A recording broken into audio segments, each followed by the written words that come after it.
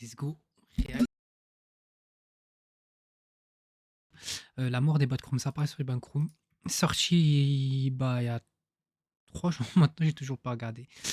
Avant de commencer la vidéo, je fais une petite annonce. Je suis actuellement en tournée dans toute la France avec mon groupe de musique. Il reste beaucoup de place pour nos concerts à Angers le 28 mars et à Mont-de-Marsan le 29 mars, qui arrive très bientôt. Il y a également une de nos plus grandes dates à la Rayonne à Lyon le 25 avril. Donc pareil, ce serait génial de compléter toutes ces salles. Sinon, la date en Suisse à Yverdon-les-Bains est complète et c'est complété très vite. Donc on a rajouté une deuxième le 23 avril pour ceux qui ont raté l'annonce. On sera également en concert à Rouen, à Auxerre et à Tulle. On arrive bientôt vers la fin de la tournée, donc ce sera un plaisir de vous rencontrer en vrai, mais n'hésitez pas à prendre des tickets parce que certains morceaux qu'on joue pendant cette tournée ne seront pas joués après. Le lien vers toutes les billetteries sont dans un Linktree dans la description ou au lien qui s'affiche juste ici. Merci beaucoup, bonne vidéo.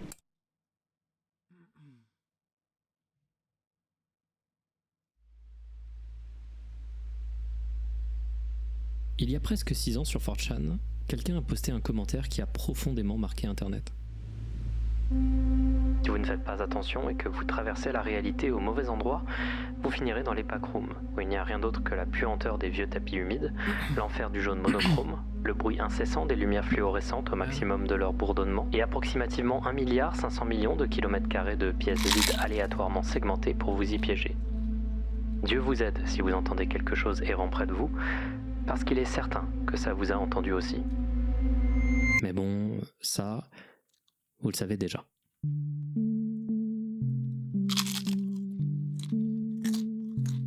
Choisis les bonnes musiques. Vous connaissez les backrooms, je pense. Parce que si c'est pas le cas, sincèrement vous avez raté un truc ces 5 dernières années. Mais en tout cas, cette vidéo elle est faite pour être regardée à peu près par n'importe qui. Cet univers, il y a 5 ans, il a retourné internet. Et aujourd'hui, pour certaines personnes, c'est bon. Il y a eu une surcharge. On a bouffé des backrooms dans toutes les formes possibles et inimaginables pendant 5 ans, et personnellement, je trouve toujours que l'idée de base de l'univers des backrooms, c'est une idée géniale. Cette idée d'un espace alternatif, où on accède systématiquement par erreur, ces espaces vaguement familiers, cette image parfaitement entre le neutre et l'inquiétant, dont le texte ne te fait penser qu'une seule chose, qu'est-ce qui se cache derrière les murs. Je trouvais la base des backrooms, l'idée du début, incroyable. Et au cours de la chaîne, on a pu observer un peu l'émergence de l'une des creepypastas les plus importantes d'internet. C'était pas arrivé depuis très longtemps qu'un concept horrifique d'internet dépasse internet, mais c'est bel et bien arrivé, et ce pour le meilleur et pour le pire. Et pour certaines personnes, ça a surtout été pour le pire. Cette vidéo à la base devait être beaucoup plus longue et surtout beaucoup plus flippante. Mais je pense que la meilleure manière de parler une bonne dernière fois des backrooms en général sur la chaîne, c'est pas de faire une vidéo horreur. Le concept il est vieux et essayer de vous faire peur avec, ça va pas forcément marcher. Vous inquiétez pas, si vous voulez de l'horreur, il y a quand même une partie de la vidéo qui va être particulièrement sympa quand on va reparler un peu d'un petit créateur intéressant. Donc si vous êtes ici pour une vidéo qui fait peur, mais genre seulement ça, bah vous allez peu avoir ça. Je vais pas faire un focus horreur ici, non. Ici on va plutôt revenir en arrière et essayer d'analyser un peu le même. Essayer de comprendre comment c'est arrivé, comment les backrooms sont apparus, qui a été responsable de cette apparition, qui a été responsable de son explosion majeure. On va parler ensuite de son exploitation, on va parler un peu du n'importe quoi qui a suivi, puis on va finir en posant une question qui fâche. Est-ce que les backrooms sont mortes? Est-ce que c'est la fin? Est-ce que cet univers que j'ai trouvé si cool et pertinent à une époque, est-ce que c'est encore intéressant? Vous allez voir également un truc, analyser le développement d'un tel univers et comment internet l'a traité, c'est hyper intéressant. Car internet fonctionne en réalité de manière très cyclique. Le développement des backrooms était prévisible et ce depuis le début, et je vais vous en parler à la fin de la vidéo quand on arrivera à la conclusion. Mais avant de commencer, évidemment je vous conseille de regarder ma première vidéo sur les backrooms, ainsi que la deuxième, même si la deuxième est moins importante en réalité. Cette vidéo n'est pas vraiment une suite de ces vidéos, mais si vous ne connaissez pas les backrooms, si vous ne connaissez pas les différentes formes compris les backrooms, on va pas vraiment s'attarder très longtemps sur certains points et du coup ça va paraître peut-être être un enchaînement de concepts. Cette vidéo elle est faite pour les gens qui connaissent un peu l'univers déjà, même si je pense qu'une personne attentive qui ne connaît rien des backrooms pourrait quand même à peu près comprendre ce dont je vais parler. Bref, finissons cette introduction qui est interminable. Voici les backrooms, et ce pour une des dernières fois de l'histoire de ma chaîne. T'es chez toi, t'es posé. Un petit live frérot, si t'arrives jusqu'à là. Pas content, faut essayer quoi.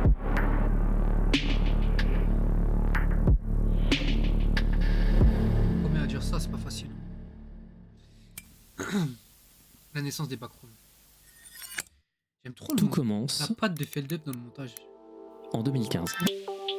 Ouais, beaucoup plus loin que prévu. En 2015, sur Tumblr, un compte poste le 28 octobre cette image. Cette image, elle est mythique sur internet. Elle est bizarre, elle est photographiée de manière étrange, on se demande qu'est-ce que ce type fout là, on se demande pourquoi la photo est prise, le lieu est insalubre. Bref, cette image est drôle, elle met à l'époque un peu mal à l'aise. C'est une photo qui ne fait pas forcément peur, qui ne fait pas forcément rire, mais qui te laisse une impression profondément pas neutre. Et cette photo, elle est surtout très importante parce que le profil Tumblr qui l'a posté, c'est un profil qui s'appelle Cursed Images.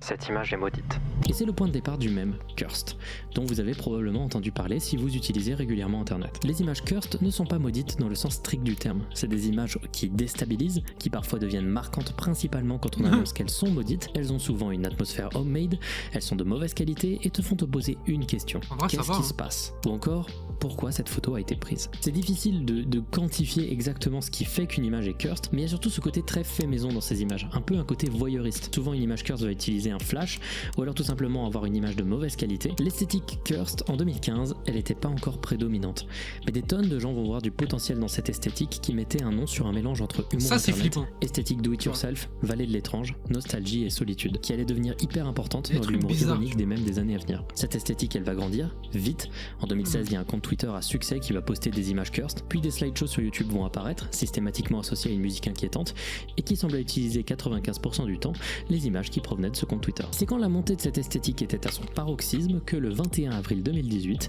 quelqu'un va créer un thread sur le board paranormal de 4chan. Sauf que sur 4chan, tout est anonyme, donc on ne sait pas qui a créé ce thread ni qui a répondu, mais il s'agit d'un thread demandant aux utilisateurs du site de partager leurs images cursed préférées. Je vous déconseille d'aller sur l'archive du thread car dans la bonne tradition de merde de ce site, quelqu'un s'est amusé à mettre un cadavre dans les images, donc voilà. Mais au milieu des réponses, on trouve un post qui est passé complètement inaperçu. Quelqu'un qui poste cette image. Et c'est la plus vieille archive de l'image qui a démarré le mythe des backrooms qu'on peut trouver sur internet. Pour l'instant. On n'est pas encore à la fin de la vidéo. Et sur le moment, cette image qui allait devenir mythique un an seulement après, elle passe complètement inaperçue. Il est probable que quelqu'un l'ait enregistré en se baladant sur le thread, mais personne ne réagit. En fait, il fallait attendre un petit mois que quelqu'un lance sans s'en rendre compte la deuxième pièce du puzzle qui allait mettre en place le terrain propice à l'apparition des backrooms. Le 21 mai 2018, un utilisateur Twitter appelé River Caferata, qui a maintenant supprimé son compte, répond à un tweet d'un autre utilisateur indisponible et cet utilisateur en question, il est en privé. Donc voilà, disons que j'ai pas trouvé vraiment l'archive de cette discussion. Mais tout ce qu'on a, c'est une screenshot d'un de ses tweets, qui a fait un peu de bruit sur le moment. Une définition du concept d'espace liminal. On appelle ça des espaces liminaux. Et ils te donnent cette impression étrange car tu n'es pas censé passer du temps à l'intérieur d'eux. Mais ce sont des espaces de transition où des choses arrivent avant et après eux. Sans savoir, ce message, il a un an d'avance. Car les espaces liminaux, c'est-à-dire ces lieux nostalgiques dans des images de mauvaise qualité, prises avec des caméras d'un autre temps, ces images crues qui s'inspirent clairement de l'esthétique cursed, elles allaient devenir prédominantes sur internet et surtout elles allaient complètement bouffer l'autre esthétique. Le 14 mars 2019, la première image iconique d'espace liminal va être postée sur Twitter par l'utilisateur Zerstoerer, qui va poster une image de l'intérieur de l'Holiday Inn Express près de l'aéroport Heathrow à Londres, en décrivant l'endroit comme ayant une architecture oppressante et cauchemardesque. Voilà la photo. C'est un vrai hôtel ça du coup. C'est pas uniquement le jeu.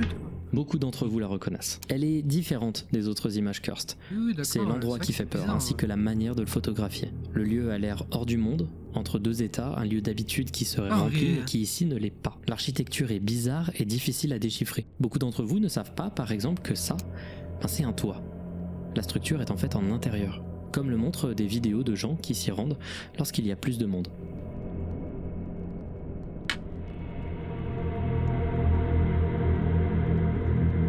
Très bizarre, hein. Ouais, je suis d'accord. L'image elle est évocatrice et quelques gens se mettent à ressortir le terme espace liminal pour la décrire. C'est très bizarre. Hein. À partir de ce tweet, sur YouTube, il va se passer quelque chose d'intéressant. Des gens vont recommencer à faire des slideshows d'images, mais cette fois-ci avec des images d'espaces liminaux, mais sans les appeler comme ça. À l'époque, ils les décrivaient plutôt comme des lieux paraissant familiers, mais dans lesquels personne ne s'est rendu. Ces montages nostalgiques et troublants sur fond de musique montraient en réalité exclusivement des espaces liminaux. Mais pour l'instant, le terme n'avait pas été répandu. Et au milieu de cet engouement, il y a un thread sur 4chan qui va à nouveau être créé sur le board paranormal. Et ce post, dédié à partager des images troublantes, un peu cursed, un peu étranges, et mettant mal à l'aise, utilisait comme première image celle-ci. Cette fois-ci, elle n'est pas passée inaperçue. Les gens vont poster plusieurs réponses, chacun apportant leurs images, puis quelqu'un va citer la première image et demander « C'est quoi cette image ?»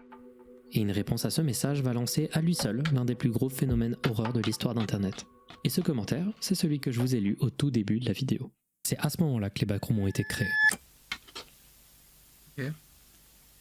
Et là, ça va aller assez vite. Quelques temps après, quelqu'un va screenshotter ce commentaire, le coller à la première image, le partager sur le subreddit GreenText, partageant des commentaires trouvés sur 4chan, parfois drôles ou parfois un peu bizarres, et le post sur Reddit va prendre de l'ampleur. Dans les jours qui vont suivre, des gens vont se mettre à faire des montages sur Twitter, et à ce moment-là, la machine était lancée. L'idée d'un endroit gigantesque dans lequel on tombe par erreur, utilisant plusieurs esthétiques en pleine expansion, le concept s'apparentant de l'horreur psychologique qui commençait à se répandre comme le genre d'horreur en vogue sur internet, tout ça, ça a beaucoup résonné avec les gens, l'image et l'idée. Tout ça, c'était parfait. Et il arrivait pile au bon moment. Un truc comme ça, avec toutes les pièces que je vous ai données, ça arrive pas par hasard en réalité. Les pièces du puzzle étaient déjà là, et si ce commentaire n'était pas arrivé, quelqu'un d'autre l'aurait fait quelques temps après. Par contre, on a eu de la chance que ce commentaire soit aussi iconique, et qu'il trouve directement un nom à cet endroit. Les backrooms, les arrière-salles. C'est une très bonne idée. Et là, il va y avoir une réaction en chaîne qui s'est opérée au cours des mois suivants. D'abord, les backrooms vont se répandre. Les gens vont aimer l'idée et les gens vont chercher des tonnes d'autres images qui font penser à la première pour diversifier les images utilisées pour décrire le lieu. Et les gens vont remixer l'histoire en donnant leur version de l'univers, en donnant leurs histoires. On est dans la période première de la creepypasta des backrooms et à l'époque, il n'en existait qu'un modèle. On va voir plusieurs modèles de cet univers dans cette vidéo, c'est-à-dire des versions de cet univers, des manières de l'entrevoir, des manières dont il peut fonctionner. Et à chaque fois qu'un modèle des backrooms va devenir le modèle le plus populaire, ça va en réalité faire écho à l'étape dans laquelle on est dans l'expansion du mythe des backrooms. Ici, on est dans les premières étapes primitives du mythe. Donc le premier modèle des backrooms, c'est le modèle le plus primitif, le modèle classique. Ce modèle est simple, il n'y a personne dans les backrooms, à part vous. J'aimerais tellement faire un jeu indé un jour. Vous y êtes bloqué et la peur du lieu vient du bruit incessant des lumières et de la perte complète de repères, la répétitivité des lieux.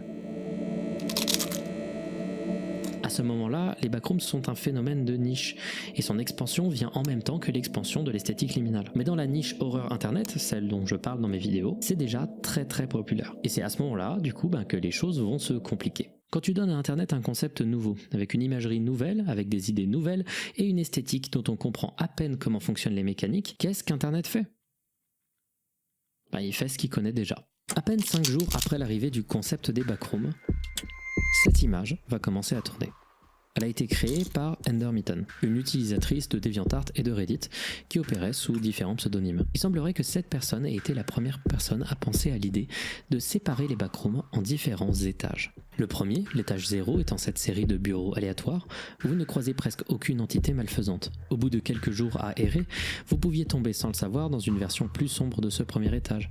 L'étage 1, où les lumières agissent de manière imprévisible et où des entités malfaisantes difformes vous pourchassent quand vous êtes dans l'obscurité. Et enfin, l'étage 2, extrêmement hostile, serait une série de tunnels de maintenance avec des tuyaux bruyants et imprévisibles. Sur le moment, l'idée fonctionne trop bien. Les gens adorent cette idée et ça permet tellement de diversifier le concept des backrooms, sauf que ça va diviser les gens. Très tôt dans la création des backrooms par la communauté, il y a des opinions divergentes qui vont apparaître. Il va y avoir un groupe qui préférait le concept de base, un autre qui va aimer l'idée de la présence de 2-3 étages en plus à peine explorés, et il y a des gens un peu chaotiques qui vont créer des wikis, notamment un wiki fandom en juin 2019, et qui vont trouver que 3 étages, c'était pas assez.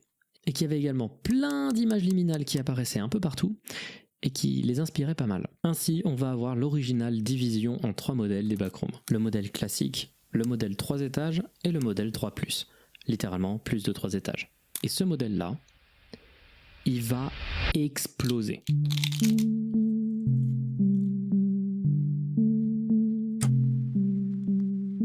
Le modèle 3+, il a une différence majeure par rapport au modèle 3 étages. Le modèle 3 étages, c'est un nom un peu bâtard. C'est pas vraiment un modèle qui est composé de 3 étages, mais c'est plus un modèle qui s'écrivait sur les subreddits à l'époque, au tout début des backrooms. Il s'écrivait à travers des courts textes d'explorateurs, et cette différence avec le modèle 3+, c'est qu'il est très peu documenté. Il n'est documenté en général que par une seule personne, et en réalité, aucune personne située dans les backrooms ne sait vraiment comment il fonctionne. Et donc on ressent beaucoup plus la solitude. Le modèle 3+, lui, il se passe sur un wiki, et donc la documentation est au centre même de son design. D'abord sur un wiki fandom, puis ensuite sur un site Wikidot, des gens vont créer un univers des backrooms divisé en centaines d'étages plus zinzin les uns que les autres.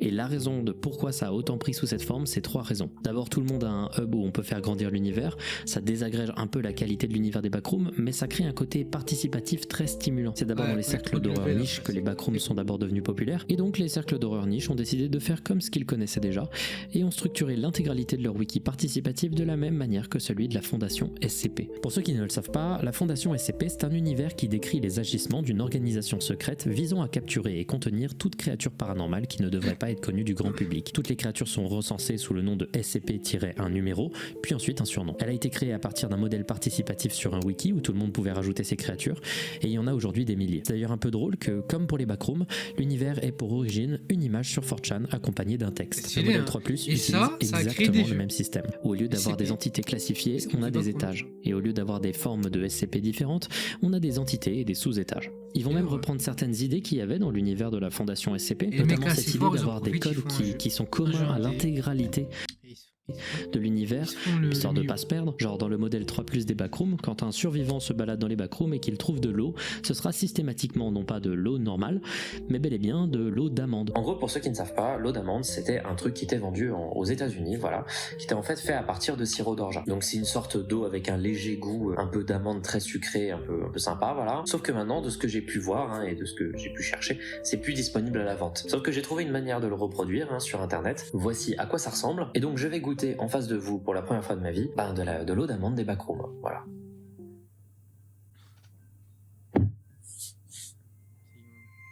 Ils vont aussi reprendre l'idée de la fondation SCP de classer chaque étage avec un niveau de danger. Bref, l'inspiration elle est clairement assumée, c'est une sorte de gigantesque hommage. Et enfin, la troisième raison pour laquelle le modèle 3+ est devenu très populaire et a contribué à la popularité des backrooms, c'est parce qu'il était tellement plus youtubable. Faire une vidéo sur les backrooms à l'époque, c'était tellement fun. Tu choisissais un étage, t'essayais de le décrire en reproduisant son ambiance, c'était trop cool. Il y avait cette impression de décrire un jeu de survie imaginaire d'horreur, c'était trop fun comme moment. Puis 2020 est arrivé, et le wiki a pris encore plus en ampleur, et donc beaucoup plus de vidéos étaient faisables parce qu'il y avait beaucoup plus d'étages. En plus, c'était le confinement, tout le monde était chez eux. Puis en 2021, l'univers commençait à vraiment faire parler de lui. Au point qu'à Halloween 2021, j'ai parlé des backrooms. Et comme tout le monde, je trouvais que les backrooms simples étaient les plus intéressantes et flippantes. Et comme tout le monde, j'ai plutôt fait un finding sur le modèle 3+, car c'était beaucoup plus divertissant à regarder. Et au moment où je faisais ma vidéo, j'étais persuadé que j'étais en retard de fou sur la mode, qu'elle était déjà en train de mourir. Les backrooms existaient depuis longtemps à ce moment-là, et en fait, le modèle 3+, y montrait déjà énormément ses limites. Dans ma vidéo, j'avais essayé du mieux que je pouvais avec mes moyens de l'époque d'esquiver les étages mal écrits et les trucs un peu nazes, mais déjà à l'époque, je m'étais fait vanner pour les trucs évidents qui ne marchent pas avec les univers utilisant le modèle de la fondation SCP, c'est-à-dire un modèle participatif où tout le monde peut ajouter ce qu'il veut. D'abord, plus les backrooms sont documentés, moins c'est flippant. Genre quand tu lis le wiki, on dirait que dans les backrooms il y a 2 milliards d'êtres humains qui ont complètement dompté le lieu avec des guildes, du commerce. Ça a pas l'air vide, ce qui va à l'encontre de l'esthétique liminale. Ensuite, il y a trop d'étages. Et comme tout le monde veut être impressionnant, tout le monde veut avoir l'étage le plus flippant, le plus dangereux ou le plus intéressant. Au point que dans ma vidéo, on dirait que je dis toutes les 3 minutes qu'on est dans l'étage le plus dangereux des backrooms. C'est vraiment pas bon quand t'essayes de construire un univers. C'est pas du bon world building, personne peut survivre. Puis il y a tellement d'entités différentes et le bestiaire est trop détaillé. Des smilers, c'est sourire dans l'obscurité qu'il ne faut pas quitter du regard, les hounds, ces chiens de chasse humanoïdes qui te pourchassent s'ils te croisent, les skin stealers, on dirait qu'on ne fait que croiser ce genre de trucs à en lire le wiki, ça en devient absurde. Il semblerait être caché dans absolument tous les étages, c'est trop. Des étages où on change la gravité, des étages au concept trop élaboré ou pas assez élaboré, les backrooms dans leur modèle le plus populaire commençaient lentement à devenir un peu une blague. Un truc brouillon, presque enfantin, sans vraiment beaucoup d'intérêt. Alors au montage j'ai réalisé que j'étais un peu dur à ce moment-là. Je parle ici du modèle 3+, tel qu'il était en 2021. Mais depuis 2022, le Wikidot a mis en place une énorme opération pour améliorer l'écriture des étages et la cohérence de leur univers. Et maintenant c'est vraiment beaucoup mieux. Mais c'est vrai qu'à l'époque il y avait une sorte de côté un peu enfantin bizarre qui a vraiment pas parlé à la majorité des gens. Et en vrai là je suis un peu dur pour rien, parce que c'est juste que les backrooms devenaient quelque chose d'autre. Elles évoluaient naturellement. Elles pouvaient pas rester exactement cette idée de base qui avait été présentée à la base, il fallait bien qu'elles évoluent. Mais sur le moment, ça semblait être une version légèrement moins bonne. Et les backrooms étaient donc en train de mourir. Sur Google Trends, on peut mesurer l'expansion de la popularité de termes de recherche sur Google au cours du temps. Au moment où je sortais ma vidéo sur les backrooms, Google estimait que le sujet était populaire comme ça. Voilà. À ce moment-là précisément, je pensais que les backrooms allaient bientôt n'être que de l'histoire ancienne. Voilà ce qui allait se passer au cours des mois qui ont suivi.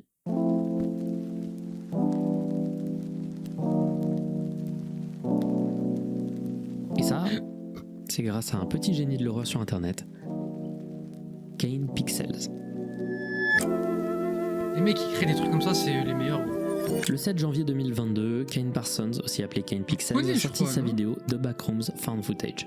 Elle a fait à ce jour 64 millions de vues et c'est le catalyseur de l'explosion totale de cet univers. Alors j'ai beaucoup de difficultés à faire des suites à des vidéos que j'ai déjà faites. Et de base, cette vidéo devait être une suite à la vidéo que j'avais déjà fait sur la série des Backrooms de Kane Pixels. En réalité, je ne vais pas le faire ici, car ça s'emboîterait très mal dans cette vidéo, mais j'ai quand même envie de parler de cette série, expliquer dans quelle direction les vidéos vont et faire juste un focus sur une vidéo récente qu'il a réalisée dans le cadre de sa série, car elle est selon moi le meilleur moyen d'expliquer pourquoi le modèle Kane est pour l'instant le plus intéressant de tous. Mais d'abord, expliquons un peu ce que Kane Pixels a fait avec les Backrooms et pourquoi c'était brillant. La première vidéo de Kane, The Backrooms Found Footage, était très simple. On montrait quelqu'un tomber dans les backrooms et errer à l'intérieur sans but.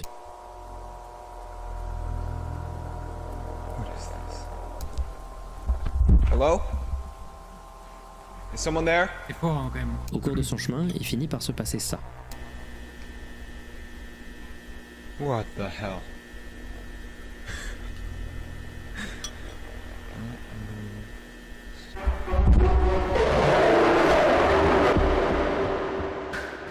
S'ensuit un jeu de chat et la souris se terminant par un retour à la réalité.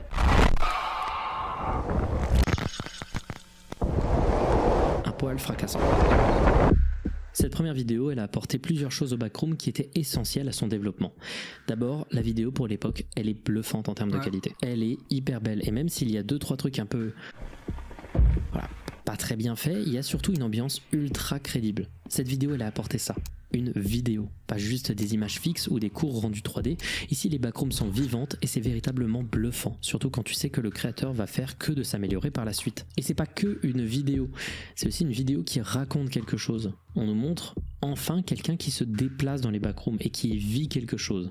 Et ça, c'est très nouveau pour l'époque. La deuxième chose que Kane Pixels a apporté, c'est une centralisation. Avant, les backrooms se propageaient et changeaient en fonction de qui t'en parlait.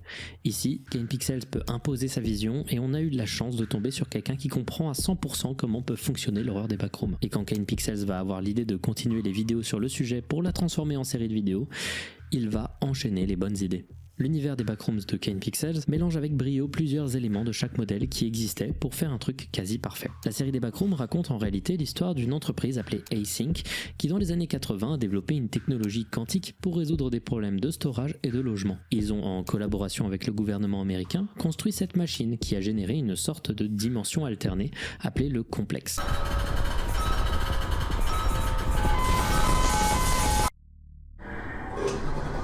Franchi par cette porte, appelée le seuil ou le threshold. À la base, l'architecture du lieu paraissait comme une série de bureaux aléatoirement segmentés, mais à force d'exploration du complexe, Async va réaliser que celui-ci se distord de plus en plus au fur et à mesure qu'on s'enfonce dans ses profondeurs.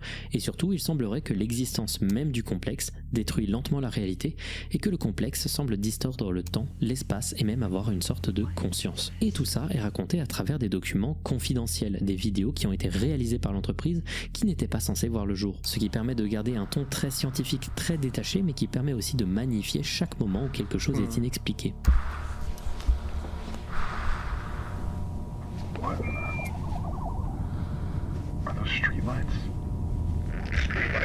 Il y a plein d'idées incroyables qui ont été utilisées par Kane pour faire en sorte que la série soit la plus efficace possible. Par exemple, pour t'expliquer tôt dans la série que la réalité est en train d'être affectée par l'existence du complexe, Kane te montre juste des statistiques de quantité de personnes disparues qui grimpent soudainement en flèche au moment de l'ouverture du seuil des backrooms. On se doute de ce qui se passe parce que la série est bien faite, mais ça te laisse suffisamment de temps pour te demander est-ce que c'est vraiment lié ? Ou alors il y a une idée de génie dans la manière dont c'est raconté.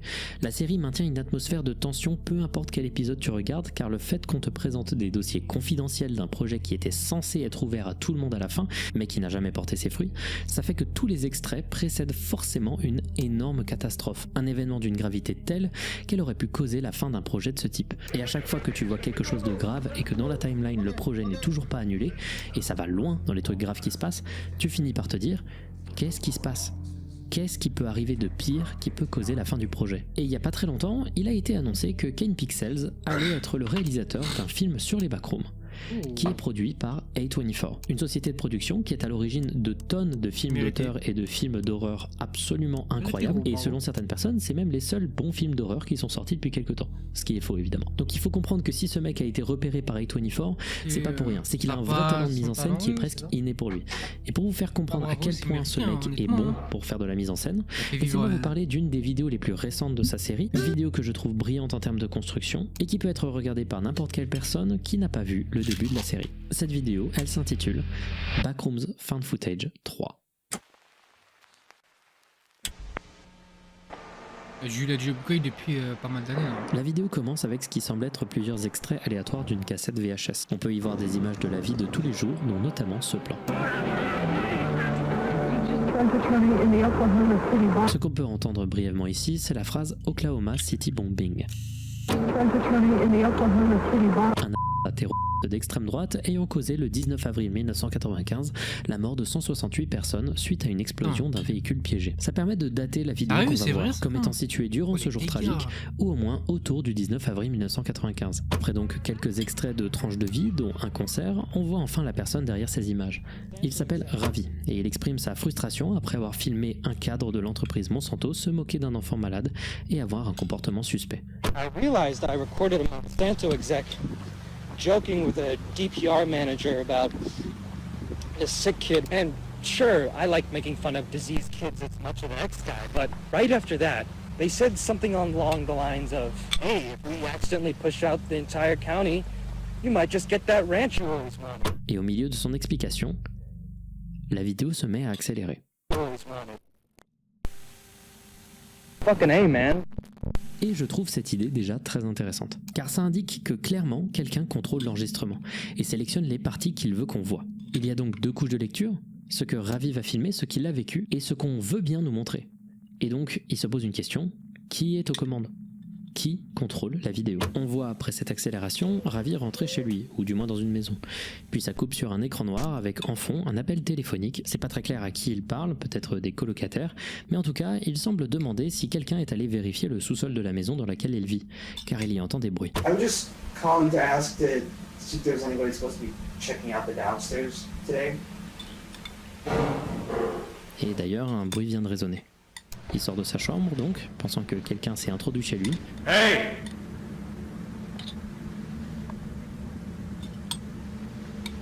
Someone there?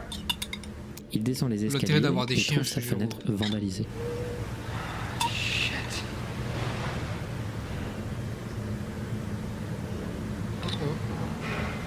Hey! Someone here? Il se décide d'approcher du bruit.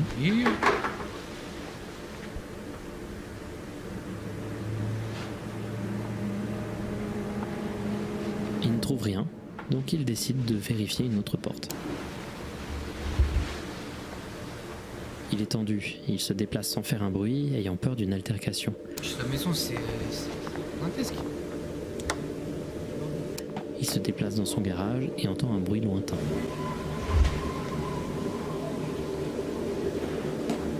Il semble venir de cette fissure dans le mur, qui inexplicablement donne sur cette pièce.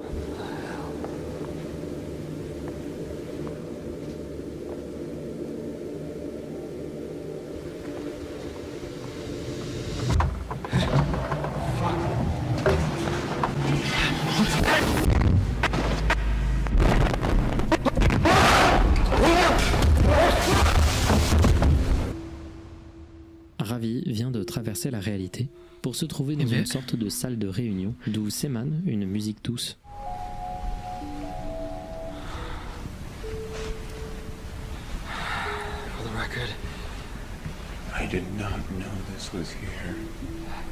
Il est déboussolé et il commence à explorer. Il pique une clé dans cette porte, ouvre celle-ci.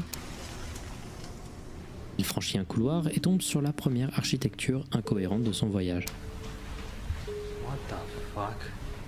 Il est bien dans les backrooms. La caméra coupe et semble le montrer essayant de trouver une sortie ou un moyen de progresser. Ne trouvant pas comment progresser, il retourne sur ses pas et se rend compte que la lumière du couloir qu'il venait de prendre s'est éteinte.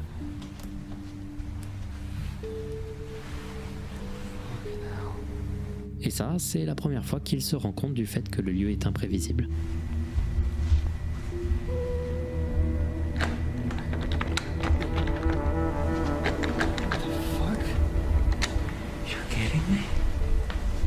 De son côté, il doit penser que quelqu'un joue avec lui, mais d'une autre, on a plus l'impression que le lieu lui-même a une forme de volonté. Et qu'il est au courant de la présence de Ravi. Il finit par trouver cet interstice dans une pièce sombre, il le franchit sans trop de difficulté, et se trouve dans cette pièce. Et je vais pas le pointer du doigt à chaque fois, mais Kane Pixels a très bien compris comment créer de l'architecture incohérente. Vous connaissez peut-être le concept de la vallée dérangeante, ce point où quelque chose ressemble suffisamment à un être humain pour que ses défauts paraissent monstrueux. Ah oui, ouais, je sais que tu... Et les backrooms selon Kane Pixels, c'est ce concept transposé à l'architecture. Et vous allez voir, cette vidéo fourmille d'endroits bizarres où aucun objet ne semble être à sa place. Et ça met particulièrement mal à l'aise.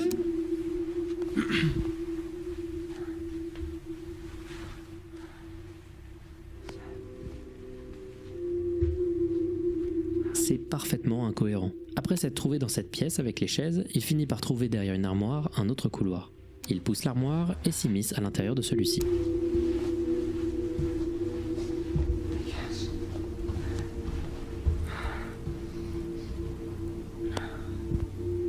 La caméra coupe. Il tombe sur cette pièce avec plusieurs fauteuils vieillots différents qui cachent en réalité une autre pièce. Et lentement, Ravi se rend compte que le lieu dans lequel il se situe est immense, au-delà de sa compréhension. Et surtout, hostile dans son architecture. À partir de ce moment-là, ça devient clair. Il n'explore plus. Il veut trouver une sortie. Il passe par cette pièce délabrée d'où s'émane cette musique.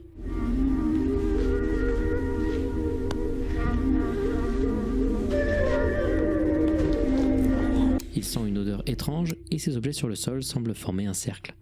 On remarque également des traces sur les murs. Des traces de moisissure. Il finit par entrevoir quelque chose qui l'alerte dans le coin de la pièce. Quelque chose qu'on ne peut pas discerner. Oh my god.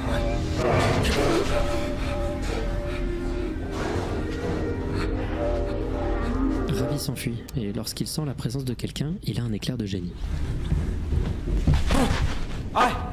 Et si il pouvait trouver de l'aide? I'm trying to leave. I don't want any trouble. Mais quiconque l'a entendu semble hostile à sa présence, donc Ravi s'en va pour ne pas causer de problème.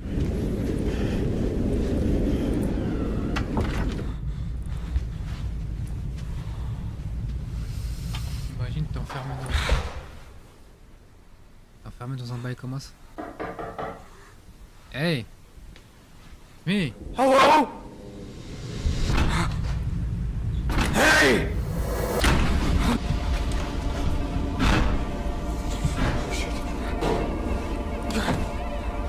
La caméra coupe alors que Ravi continue de s'enfoncer dans le complexe pour fuir la chose qui le suit. Et au milieu de sa course, il se trouve ici. Il commence enfin à réaliser la taille réelle du complexe. Et il est complètement démuni. What the fuck? What the fuck? Au milieu du couloir, il trouve cette pièce, à l'intérieur de laquelle il trouve une maison entière confinée à l'intérieur des murs du complexe. Il allume un interrupteur.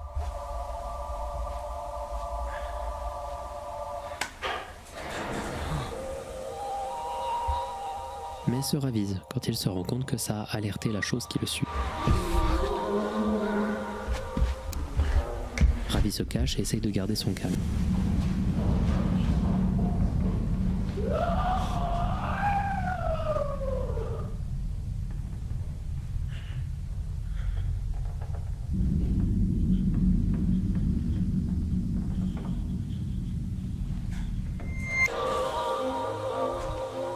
Il essaye, en restant discret malgré les lumières, de s'éloigner de la menace et rejoint cette série de pièces vides, couvertes de moisissures.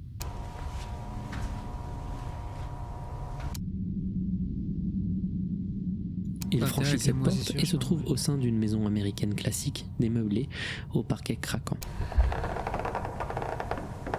Le lieu ne semble jamais s'arrêter. Il essaye d'abord de regarder ce qu'il y a au-dessus des murs avant de continuer à progresser, et il trouve ce qui semble être deux paquets de chips. Et une statue de Guanyin, une Bodhisattva dans la religion bouddhiste, une sorte de déesse de la compassion. Il franchit le couloir qu'il avait vu juste avant, et se met à entendre des sons.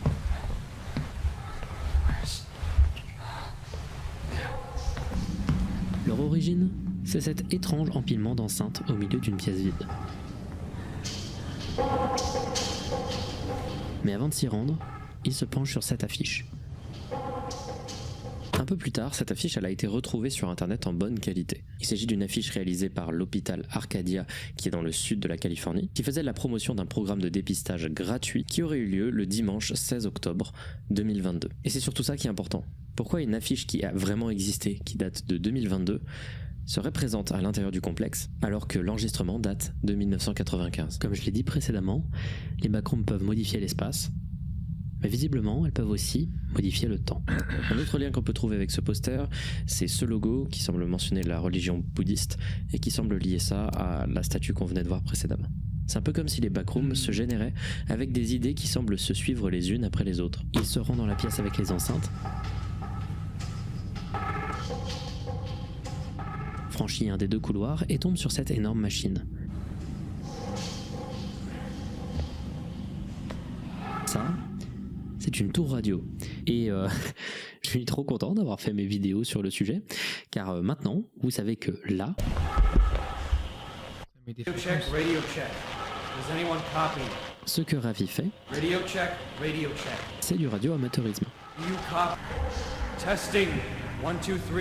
Et qu'il essaye de contacter un autre radio-amateur, en utilisant l'émetteur radio qu'il a en face de lui. Sauf que toutes ces tentatives d'essayer de trouver de l'aide sont complètement inefficaces. Il arrive bien à entendre une voix à un moment, Yes. Yes. et se décide de la suivre, pensant qu'il a capté un signal.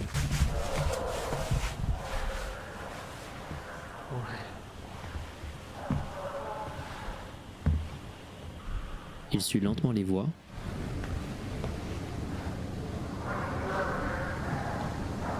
qui restent à peine discernables.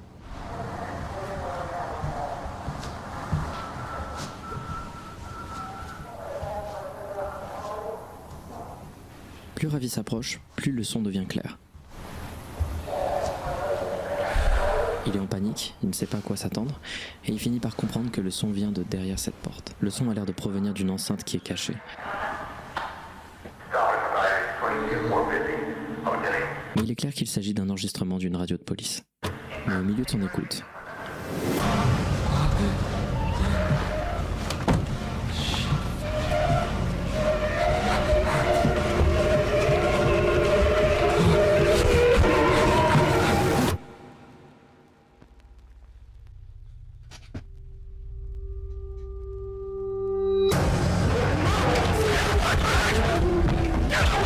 Ravi court le plus vite possible pour s'enfuir de la créature. Il pousse cette armoire et arrive à condamner une issue. Il prend un escalier et fuit au plus vite la créature et la caméra coupe. Bon, juste, j'aimerais revenir un peu en arrière. Ça là, ce procédé de faire une coupure juste au moment où on voit pour la première fois ce truc humanoïde là. C'est super bizarre comme procédé de mise en scène. Et ça te rappelle que c'est quelqu'un qui te montre la vidéo. Pourquoi avoir fait cette pause? Le procédé d'arrêter l'action d'un coup, c'est super surprenant. Et ça crée encore plus de déstabilisation que si c'était une énième poursuite. Bon, revenons où on en était. La caméra avait coupé et on nous montre cet étrange passage où Ravi semble zoomer sur une zone de moisissure. Et on dirait presque, et c'est subtil, qu'elle bouge. De retour sur Ravi se déplaçant dans les backrooms. On imagine que c'est filmé bien plus tard car Ravi n'a plus l'air paniqué. Il franchit quelques zones insalubres, incorporant toujours plus d'éléments et d'objets de la réalité, et il finit dans cette grande pièce avec des fenêtres donnant sur... ça.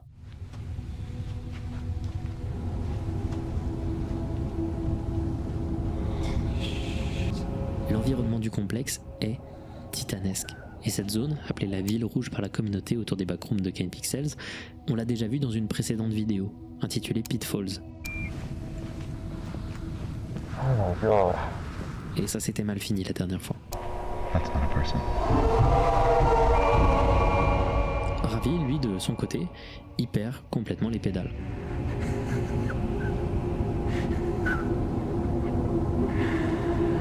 Ça le dépasse complètement. Il franchit une pièce et repasse ce couloir qu'il avait déjà franchi et il finit par se retrouver dans la partie du complexe non aménagée. Il est retourné sur ses pas. Il se déplace silencieusement, enchaînant des couloirs jaunes similaires. Il trouve des endroits qu'il a déjà franchis, mais sous un autre angle.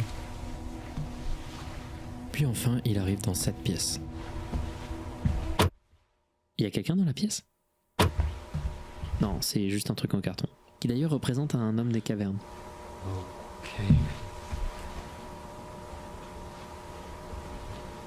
Ravi franchit la pièce, un peu confus, et juste avant d'en sortir, il vérifie une dernière fois que rien n'a bougé. Il commence à devenir clairement paranoïaque. Il arrive dans cette pièce, et au bout de celle-ci, il trouve cette maison.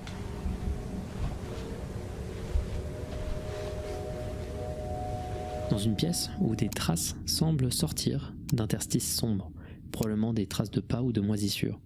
Il y a des vêtements et des objets aléatoires qui jonchent le sol. Une statue romaine semble percer celui-ci comme si elle avait apparu ici soudainement en traversant le sol. Ravi entre dans la maison, vérifiant ses arrières, et il semble que celle-ci a déjà été visitée par quelqu'un. Une chaise est renversée et des traces de pas salis recouvrent la moquette. Au loin, on entend l'écho de voix, provenant probablement d'une télévision. On voit 7 bottes collées dans le sol, probablement appartenant à la personne qui a visité cette maison auparavant. Ravi suit les voix, et quelqu'un semble être au téléphone. Quelqu'un qui sonne comme s'il était dans la pièce, mais qui pourtant n'est trouvable nulle part.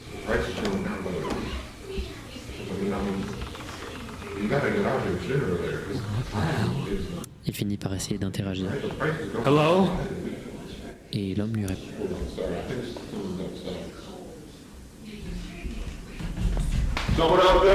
Au début, la communication est difficile. I'm sorry.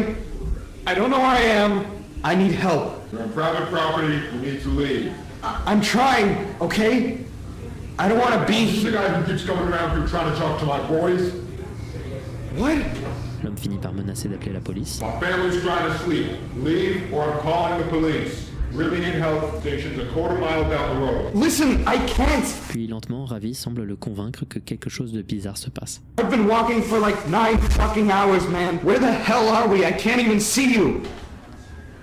Actually, do call the cops. That's fine. Just please help me out here. Leur discussion est vraiment bien écrite. On comprend parfaitement qu'on est en face de deux personnes complètement incapables de comprendre ce qui leur arrive et qui essayent lentement de démêler le fil. Well, what? Where the hell are you? I just looked outside and I don't see you. I'm in like a living room with a fish on the wall. Is this some kind of game you're doing? Are you having a laugh over this? I'm not. I'm not. It sounds like you're on the other side of this wall, but this door goes nowhere. Et on finit par comprendre un truc. Ici, la porte elle donne sur rien, mais dans la vraie vie, elle donne sur une terrasse en face de la maison. Ravi entend l'homme comme étant derrière le mur, car il est derrière le mur dans la réalité. Et quand il finit par se lever pour entrer dans la maison et essayer de trouver Ravi,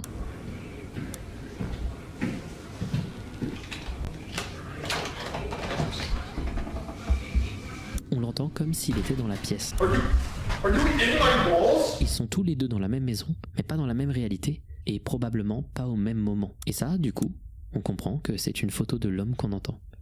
Et comme on peut voir, il est père d'un enfant. I don't understand. How is this possible?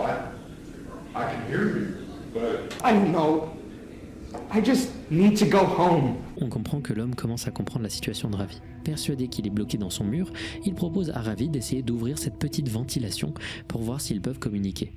Sauf qu'au moment où il essaye de l'atteindre, il se passe ça. Thank you. I think it's... what the fuck? What? Oh my god. Oh my god, what the fuck?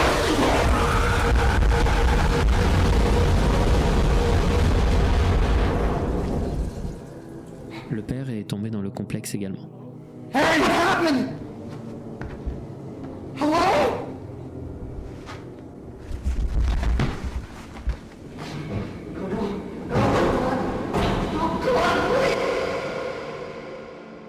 Après une coupure, on trouve le dernier plan de la vidéo. Un plan sur Ravi qui monologue sur un souvenir de sa vie. Il a complètement perdu sa santé mentale, et arrivant lentement à la fin de la batterie de sa VHS, il émet ses dernières paroles. I just want to go home. Avant de se fondre dans le silence, au moment de la fin de sa cassette. It's gonna fix.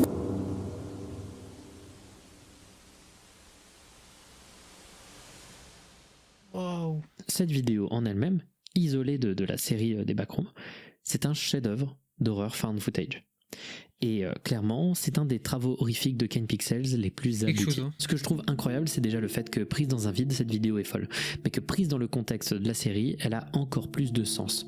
Cette vidéo est truffée d'éléments de lore qui font écho aux précédentes vidéos de Kane Pixels, mais aussi qui ajoutent à son univers. Par exemple, la moisissure que j'ai pointée du doigt, c'est un des éléments principaux de cet univers. Cette moisissure serait le signe que le complexe entier est vivant, et en se répandant, il peut prendre des formes qui varient. Mais dans cette vidéo, c'est la première fois qu'elle prend une forme humanoïde. D'habitude, c'était plutôt des sortes de trucs filaires, des sortes de créatures qui se formaient à travers cette moisissure et à travers cette culture organique. Mais là, ça prend des formes réellement humaines. La vidéo est également très très bien construite. Les réactions de Ravi et sa manière de filmer sont ultra crédibles. Du moins, c'est le cas si on considère que ce qu'il filme, c'est ce qu'il voit. Un moment que beaucoup de gens pointent du doigt, c'est ce moment.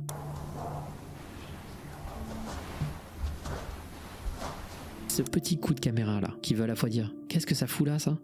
et « Si j'ai besoin de boire de l'eau, je sais où aller ». C'est hyper humain comme réaction. Enfin, c'est humain si tu pars du principe que ce que tu regardes, c'est les yeux de Ravi, plus qu'une caméra. Mais en imaginant qu'il essaye de documenter tout, un peu comme il le présentait dans le tout début de la vidéo, ses yeux deviennent ce qu'il filme en fait. Aussi, on remarque des détails qui semblent indiquer que quelqu'un avait déjà été sur les mêmes chemins que notre protagoniste. Genre cette armoire. Tu finis par comprendre qu'elle était peut-être là pour empêcher à la créature de te poursuivre, et que quelqu'un s'est déjà retrouvé en face d'elle. On te montre un endroit qui a l'air d'avoir des règles, mais qui ne sont juste pas accessibles ou compréhensibles pour quelqu'un d'humain. Et pour moi, cette vidéo représente également ce que Kane Pixels a envie de faire de ses backrooms. Où est-ce qu'il a envie de les amener à présent? On voit le complexe devenir plus hostile, essayer de reproduire avec de plus en plus de détails une architecture humaine, architecture qu'elle ne comprend pas et qu'elle semble piocher à la réalité, comme cette maison. Ce que cette vidéo montre dans le lore de Kane Pixels, c'est l'évolution de l'intelligence du complexe qui semble avoir en effet une conscience. Si avant dans d'autres vidéos ses créations étaient grotesques et parfois absurdement difformes, ici son architecture est de plus en plus compliquée. Le complexe a de plus en plus de contrôle et son infection par la moisissure la corrompt peu à peu, détruisant de plus en plus la réalité sur son passage. Alors pourquoi je vous montre cette vidéo en particulier? Outre le fait qu'elle est brillante et qu'elle montre tout le talent de Kane qui fait toujours toutes ses vidéos en 3D sur un logiciel de modélisation, encore une fois ce mec est un monstre de talent, et bien la raison pour laquelle j'en parle c'est que cette vidéo a fait 4 millions de vues. C'est 60 millions de moins que la première qu'il a fait. Qui est tellement moins bien. Alors je sais que cette première vidéo elle est sortie il y a beaucoup plus longtemps, et que en soi c'est une suite, donc c'est normal que ça fasse moins de vues, je comprends. Quand même 60 millions de moins quoi. Les gens savent que Kane Pixels est brillant, mais les gens n'ont pas tous creusé pour le suivre dans son projet des backrooms, au fur et à mesure que le sujet quittait les pensées. Et il y a peut-être une possibilité que tout change lorsqu'il va sortir son film, qui va probablement recréer un engouement autour des backrooms, mais en vrai c'est surtout probable que ce sera pas le cas. On dirait que les gens sont beaucoup moins intéressés par les backrooms en ce moment. Et ça, vous le saviez déjà. Lorsque vous avez vu cette vidéo dans vos recommandés ou en notification, je sais qu'il y a beaucoup d'entre vous qui ont bien soufflé. Je le sais, j'ai vu sur les réseaux sociaux, quand j'ai annoncé que j'allais faire une vidéo sur les backrooms, il y a plein de gens qui m'ont dit « T'es sûr ?» On m'a dit que tu retravaillais sur une vidéo sur les backrooms. 100% vrai, en effet. Quoi, mais encore des trucs à dire là-dessus? Et tout ça, est-ce que c'est de la faute de Kane Pixels? Parce que lui, il a créé une énorme explosion autour du sujet. Tout le monde s'est inspiré, tout le monde a vu ces vidéos-là. Donc est-ce que c'est de sa faute? Non. Non, on a vu, le mec est talentueux. Non, le problème, c'est plutôt ce qu'Internet a retenu des vidéos de Kane Pixels.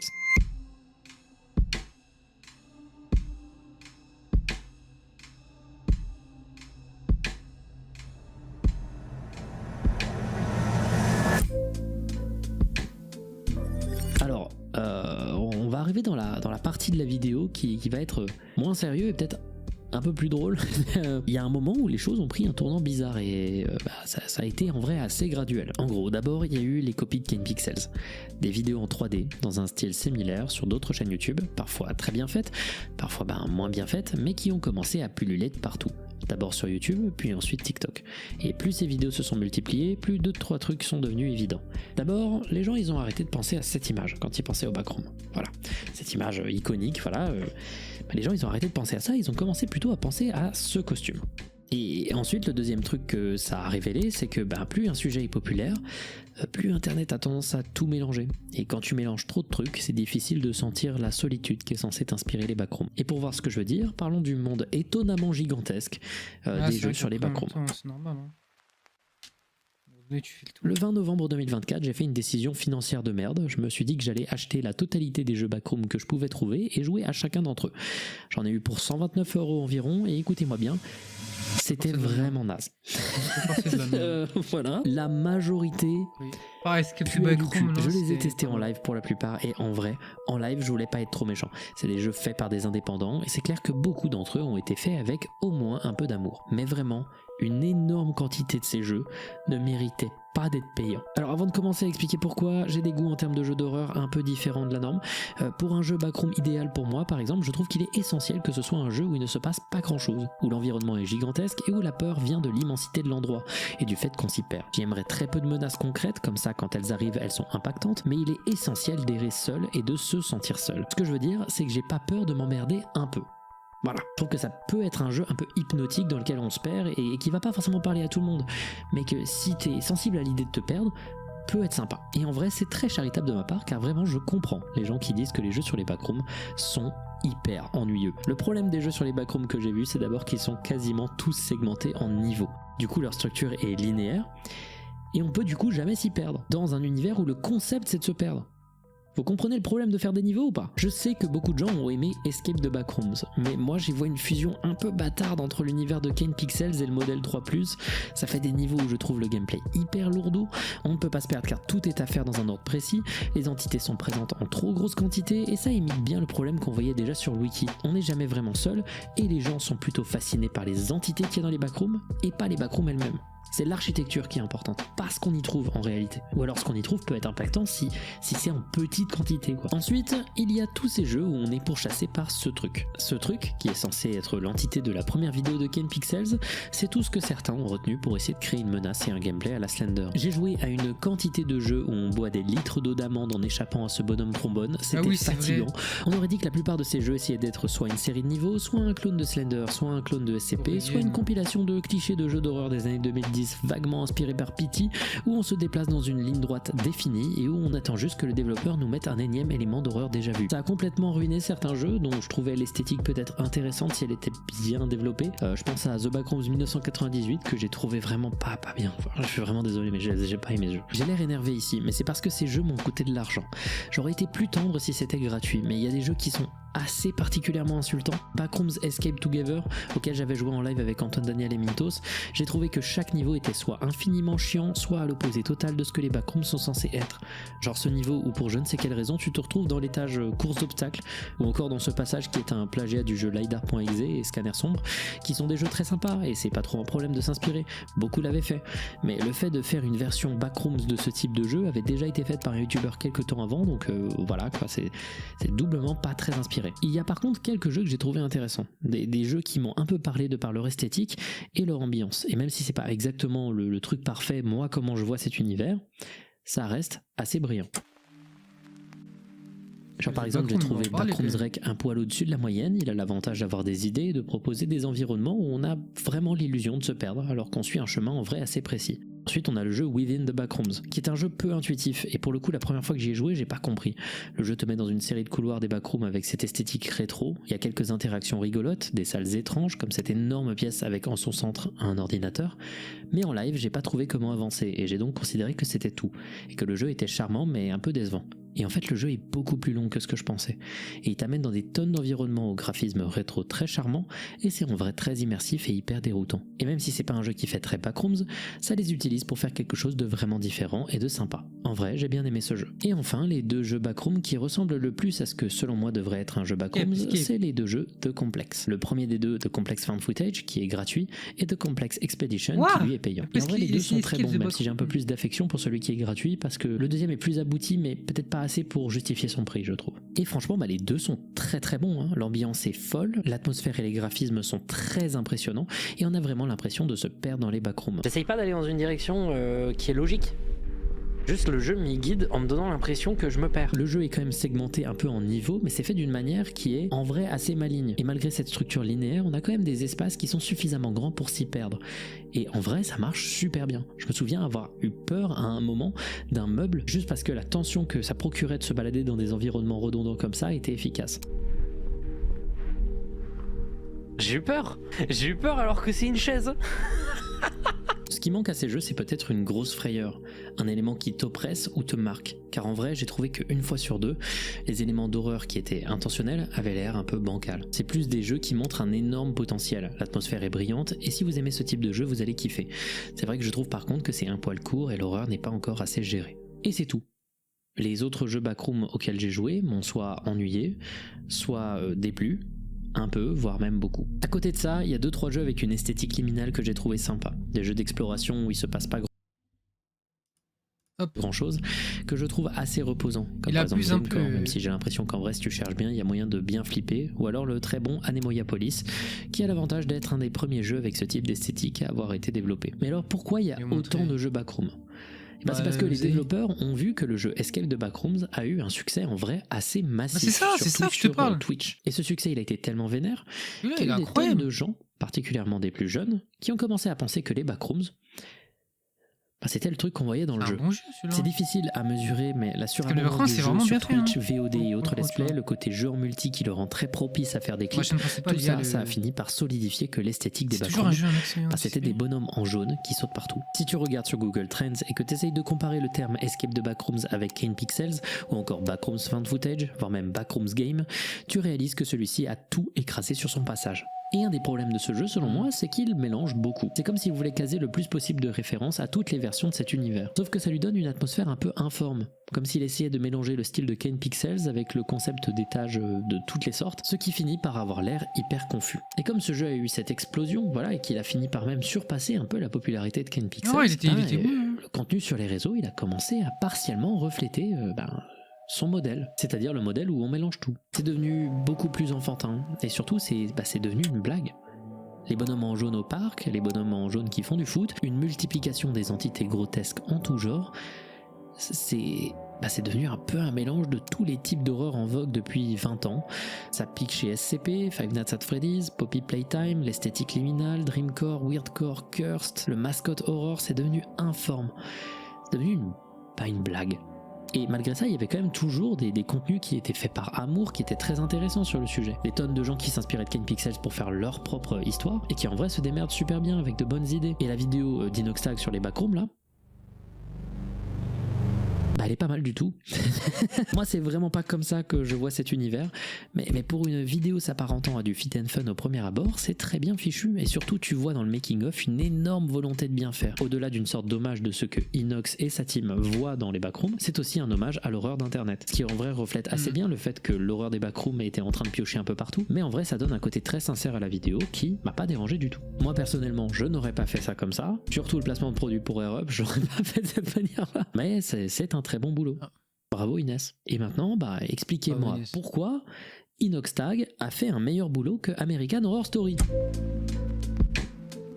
Une prod gratuite ça sur YouTube ça. Alors j'ai jamais regardé concrètement American Horror Story, on m'a dit que c'était très bien, mais j'ai déjà entendu parler de leur série American Horror Stories qui fait des mini-courts-métrages d'horreur. Aucun d'entre eux n'a de lien les uns avec les autres, c'est juste des petites histoires. Le 9 mai 2023, j'ai appris qu'ils voulaient faire un métrage sur les backrooms. J'ai donc réagi sur Twitter en disant que ça allait être bien mid, en pensant que c'était la take la plus froide du monde, et je me souviens qu'on m'a insulté d'aigri. Et quand c'est sorti, bizarrement, personne est venu en message me dire « T'as vu, c'était trop bien ». Parce que personne n'a aimé. Parce que ouais, c'est sorti et je l'ai vu récemment et c'est le pire truc lié au backroom que j'ai vu jusqu'à maintenant. Quand vous pensez au concept des backrooms, quels sont les premiers thèmes qui vous viennent à l'esprit ? Si vous avez pensé tout de suite à relation père-fils, très mauvais scénario de thriller et secte avec des masques et zone dans laquelle tu vas quand tu te sens coupable d'un truc, vous existez apparemment mais vous êtes juste une seule personne. Je me souviens de l'avoir regardé avec un pote et on était sidérés à chaque minute. Tous les dialogues étaient archi mauvais et chaque décision était abominable. Et d'ailleurs dans ce truc là, le côté backrooms infini etc, c'est montré qu'une seule fois. Le reste du temps, les backrooms c'est genre une pièce. Il y a peut-être 2-3 personnes qui ont apprécié le machin. Moi personnellement, j'ai trouvé ça vraiment mauvais. Et en fait, tous ces projets, tous ces efforts, ça a commencé à éloigner dans la tête des gens ce qui avait tout lancé à la base. Cette image. Et la vérité, c'est que cette image, elle avait une force de fou. Tout le concept des backrooms, c'est de dire qu'il existe une réalité alternative dans laquelle on peut tomber à n'importe quel moment. Et le truc, c'est que pendant des années, l'origine de cette image, peu importe les quantités de recherche sur le sujet, était complètement inconnue. Le fait que personne ne sache d'où vient cette image, ça a donné une aura de fou aux backrooms. Ça leur donnait une atmosphère de mystère qui dépassait même les confins de son univers. Le fait qu'on ne trouve pas cette image assurait au moins que les backrooms allaient rester au moins un sujet de discussion dans la niche d'internet. D'une manière ou d'une autre, elles allaient survivre. Parce que personne ne les trouvait. Sauf que l'année dernière, il s'est passé un truc très drôle. Alors, jusqu'à l'année dernière, l'origine de cette image, c'était un lost media. C'était un média perdu, on ne savait pas d'où ça venait. Et si vous connaissez ma chaîne, vous savez que les lost media, c'est un milieu où la recherche est prise très au sérieux. Et quand les fans de lost media ont vu cette image, qu'ils ont vu tout ce qu'elle a engendré, qu'ils ont vu son aspect mystérieux, le manque d'infos et de contexte, eux, ce qu'ils ont vu, c'est un énorme challenge. Quiconque retrouverait d'où vient cette image deviendrait une légende. C'était un des lost media les plus convoités d'internet, et la recherche a pris des formes incroyables. J'avais rarement vu ça. Il existe un document qui compilait les avancées de la recherche et c'est fascinant à lire. D'abord, la recherche de cette image, il faut expliquer à quel point elle était inespérée. Elle avait été postée, à notre connaissance, depuis l'année dernière que 2 fois sur internet. Et à chaque fois, c'était sur 4chan. Et 4chan, comme je l'ai dit plus tôt, c'est un site où tout est anonyme. Mais aussi un site où, au bout de quelques jours, ton fil de discussion disparaît. Et il est archivé que si les gens ont voulu l'archiver. Et souvent c'est mal archivé, c'est-à-dire qu'il manque des informations dans les archives. Et les 2 fichiers images des backrooms qu'on a pu trouver dans des archives 4chan avaient toutes les 2 un nom différent. Le fichier avait un nom différent, indiquant que ce n'étaient pas des images originales, mais des copies d'une autre image qui existait déjà. Donc je répète, ça veut dire qu'on n'a même pas l'image originale. On a une version compressée, et donc on ne peut pas faire de recherche inversée sur internet. On ne peut pas essayer de chercher cette image, parce qu'on n'a pas le bon fichier. Cette image, elle est aussi profondément banale. Enfin, en vrai, elle l'est pas, mais ce qu'elle montre, c'est-à-dire une pièce vide, ça c'est banal. Et sur internet, trouver une image spécifique de pièce vide, c'est quasiment impossible. Le fait que tout est anonyme fait qu'on n'a personne à contacter, et donc c'était peine perdue. Pendant des années, des gens ont spéculé, pensant d'abord à une annonce qui s'est retrouvée quelque part sur internet. Il y avait aussi des rumeurs qui disaient que c'était l'arrière d'un magasin de la marque Sears. Des gens ont sorti aussi cette image en disant que c'était probablement le lieu où avait été prise la photo, jusqu'à il y avait des pièces jaunes. C'était un véritable bordel. Puis après, il y a des gens qui ont commencé à s'organiser. Ils ont regardé la photo, mais genre vraiment regardé la photo.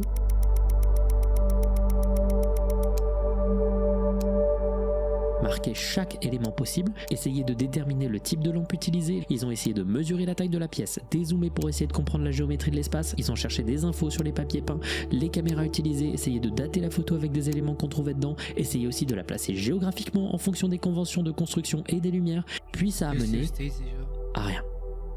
Du moins à pas grand chose quoi. Puis l'année dernière, il y a un utilisateur nommé Semliot qui va un peu analyser le nom du fichier image trouvé sur le post de 2018, c'est-à-dire le premier, pas celui qui a donné naissance au mythe des backrooms, mais le premier le plus vieux qu'on connaissait, et il va spéculer que cette image se déplaçait déjà sur 4chan autour de 2012 en regardant un peu le formatage du nom du fichier. Il va donc passer un temps fou à écumer des milliers et des milliers d'archives 4chan datant d'entre 2010 et 2012 en cherchant une image qui fasse 640 pixels par 480 et qui pesait 62 kilobits. Vous vous dites déjà que c'est concrètement chercher une aiguille dans une botte de foin. Mais maintenant dites-vous que toutes les archives, et je dis bien toutes les archives 4chan de cette période-là, sont cassées. Et que donc seules quelques informations sont disponibles sur celles-ci.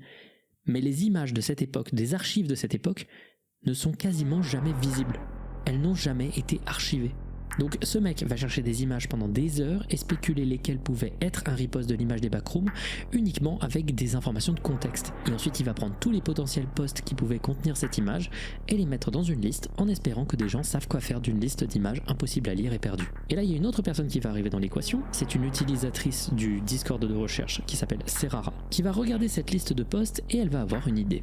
Sur internet, il existe un truc qui s'appelle un code hash ou image hash. C'est un code qu'on va associer à une image qui est unique à un fichier et qui sert à identifier une image de site en site. Donc Serara va analyser chacun de ces threads envoyés par Semliot et chercher lesquels avaient des image hash associés. Elle va ensuite prendre ces hash et chercher dans plein d'archives 4chan si d'autres posts avaient des hash correspondants en espérant tomber sur un thread où l'image était encore disponible. Elle va passer plus de 150 heures à faire des recherches, à lancer des programmes pour comparer ces codes hash et à un moment, alors qu'elle commençait à ne plus y croire, elle va avoir un résultat positif. Une archive d'un site compilant des archives de 4chan appelé 4Plebs sur le board de 4chan dédié à la télévision.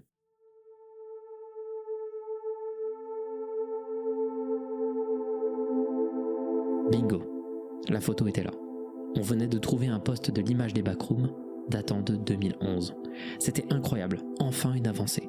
Et donc peut-être qu'on avait enfin accès à une image non compressée, une image originale de l'image des backrooms.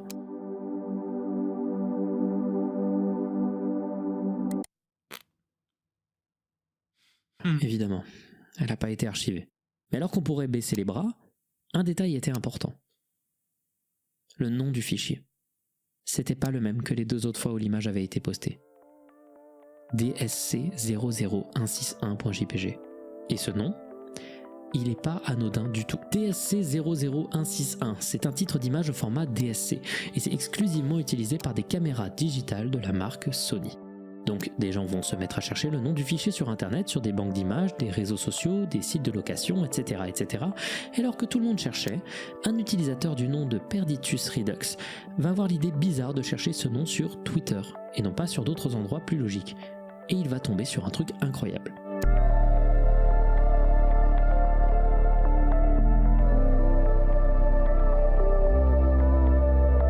Quelque part sur Twitter, il y a un utilisateur du nom de RKFG-me qui le 19 mai 2019 avait trouvé le fichier source et s'était passé inaperçu.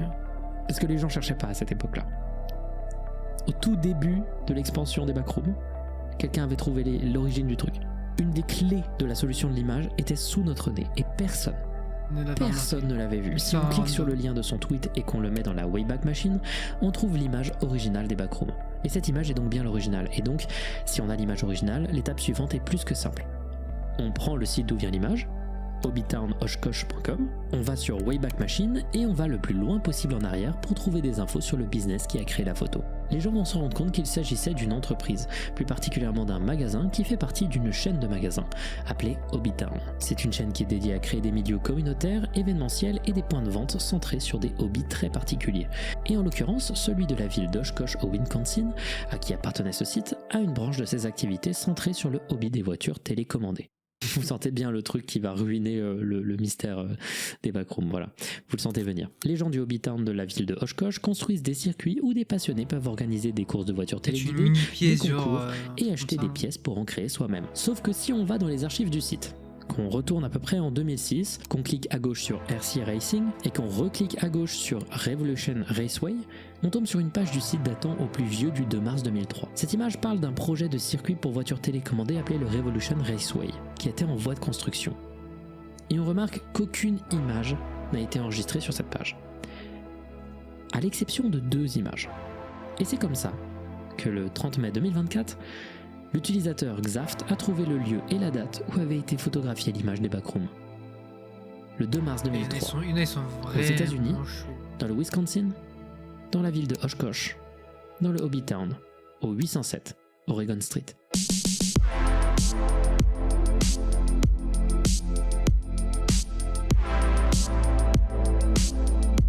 Ça vient de là tout ça, gros. La première récompense de ceux qui ont fait les recherches, c'était d'avoir une deuxième photo de ce à quoi ressemblaient les backrooms à l'époque. Mais sur le moment, beaucoup de gens étaient très frustrés de savoir que énormément d'images n'avaient pas été sauvegardées lors de l'archivage. Sauf que quelques temps après, des gens ont contacté Bob Mazza, qui est le gérant du Hobbytown de Oshkosh. Et celui-ci a partagé un maximum d'informations et plus d'une centaine de photos d'époque, nous montrant l'intégralité du bâtiment lorsque celui-ci était vide aux alentours de 2002. Il donne également plein d'autres informations, des archives du site et même l'appareil photo qu'il a utilisé pour prendre la photo. Il n'y avait plus aucun mystère. Et vous pouvez scroller dans ces photos et vous balader à l'intérieur du bâtiment qui, un jour, deviendra l'un des plus mythiques de l'histoire d'Internet. C'est fou, ouais.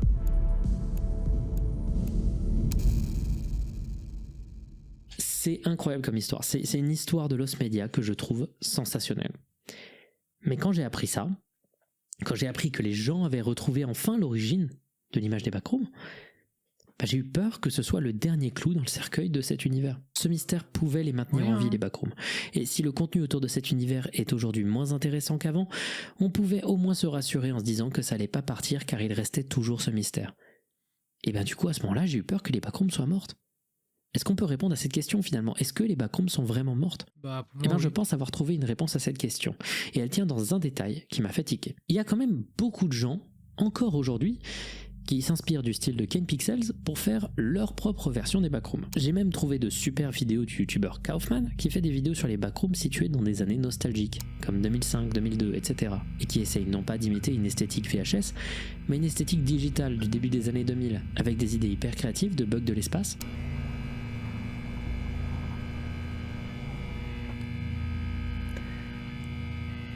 des environnements fascinants. C'est super stylé. Et c'est à ce moment-là que j'ai réalisé que j'avais déjà vu ça. Pas les vidéos, mais ce truc-là, ce phénomène. L'idée de s'inspirer d'une série qui change tous les codes de l'horreur sur YouTube pour refaire à sa sauce le même format pour raconter autre chose. Il y avait des indices un peu partout dans la vidéo, mais je pense que les backrooms sont le nouveau Slenderman. Et c'est un truc de fou à quel point ça colle bien. Moi je sais que ça m'a pas mal retourné le cerveau quand j'ai eu cette idée en fait, mais ouais, clairement les backrooms c'est le nouveau Slenderman. Les backrooms et Slenderman c'est deux creepypastas qui ont pour origine une image, à laquelle on associe une courte histoire facile à diffuser. Les deux sont dans des esthétiques en vogue à l'époque, pour les backrooms c'est l'esthétique cursed et liminale, pour Slenderman c'est la creepypasta de monstres dont un représentant était notamment le Rake. Des tonnes de gens au début vont construire à partir de cette image et cette histoire et rajouter leurs éléments au lore, raconter leurs histoires avec des nouvelles images et lentement le monde va se propager dans une niche. Puis quelqu'un va créer une série sur YouTube.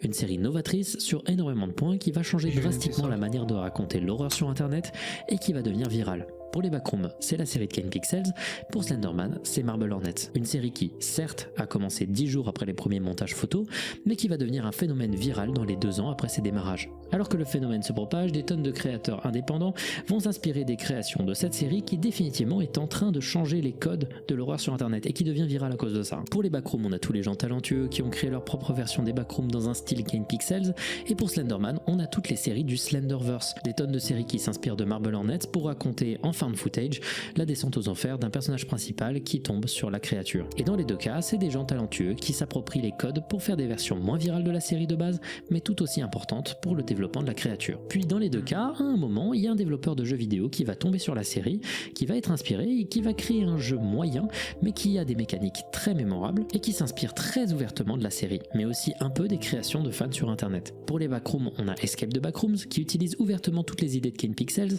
mais qui insuffle le modèle 3+.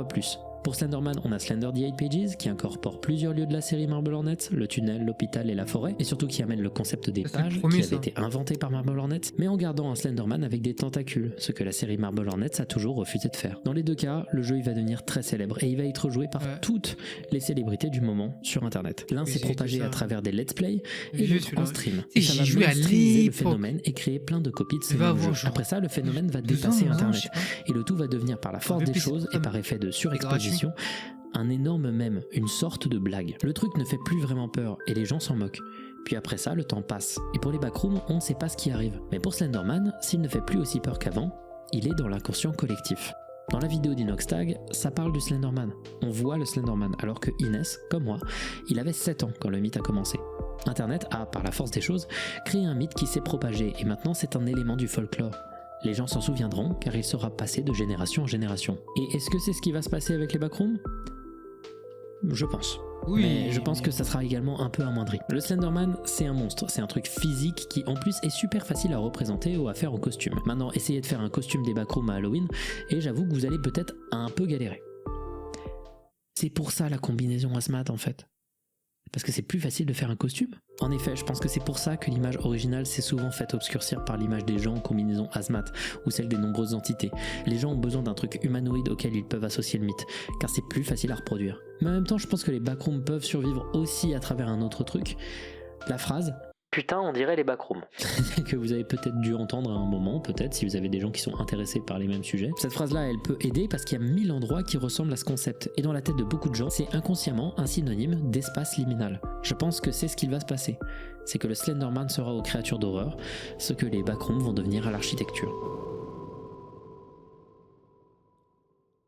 Et là, on arrive vers la fin de la vidéo. C'était la fin de la dernière vidéo sur les backrooms de cette chaîne. Ouais, après, il n'y a plus Sauf qu'en rien à vrai, dire. non, je pense en pas. vrai. Je pense pas que ce sera la dernière. Tu veux dire quoi de Mais ce plus? sera la dernière qui parlera des backrooms en général. Je pense faire par exemple une grosse vidéo qui revient sur toute la série des backrooms de Ken Pixels quand elle sera terminée. Peut-être que même je ferai un short ou une vidéo lorsque le film de Ken Pixels va sortir. Mais voilà, ça fait bizarre. C'était une grosse étape. J'ai été associé à ce machin pendant des années. Et ça fait bizarre de clore ce chapitre en fait. Ça m'a fait plaisir les backrooms. C'était marrant tant que c'était là. Maintenant, ça a plus le même effet. Et je suis content de voir que tous les signaux mènent à ce qu'elles ne disparaissent plus. Donc si vous voulez ma réponse finale, je trouve pas que les backrooms sont mortes. Je pense qu'elles vont survivre. Par contre, elles finiront, comme le Slenderman, à ne plus faire peur à personne. Merci beaucoup d'avoir regardé ce Findings. Je sais que il va pas plaire à tout le monde parce que voilà, il y a des gens qui vont le trouver chiant à en crever, mais moi c'était un peu intéressant. C'était presque une sorte de Findings hors série. Je sais toujours pas si je vais le mettre en Findings normal ou en Findings hors série, mais voilà, c'est un Findings particulier. C'était intéressant de revenir sur ce sujet une bonne dernière fois et surtout de parler de la plus grande trouvaille de Lost Media de l'année dernière. Ça fait bizarre, hein. Ça fait bizarre que ce soit fini. Ça fait trop bizarre que de se dire que j'en parlerai plus quoi. Enfin sauf peut-être des trucs de Ken Pixels, mais Ken Pixels fait des trucs maintenant qui dépassent même ses inspirations. Merci beaucoup de m'avoir suivi pendant autant de temps et j'espère que vous continuerez à me suivre parce qu'il y a des belles choses qui arrivent par la suite. À la prochaine. Et ça prochaine. En vrai, c'est vraiment le goat de sa génération, tu vois. Non, en vrai, c'est une bonne vidéo, mais bon, ouais, les backrooms, ça s'essouffle, tu vois. La hype, elle est partie. C'est tout à fait normal. Après, il y aura forcément d'autres creepypasta qui vont arriver, d'autres du style-là, comme Slender, tous ces trucs-là, tu vois. Donc, il n'y a pas de souci à se faire sur ça. Il y a toujours des gens qui inventent des nouveautés, des nouvelles choses. Je n'ai pas vu cette vidéo encore. Donc voilà, super vidéo, fait le def. Vraiment, merci. Pour la dernière, au moins, du moins. Yes.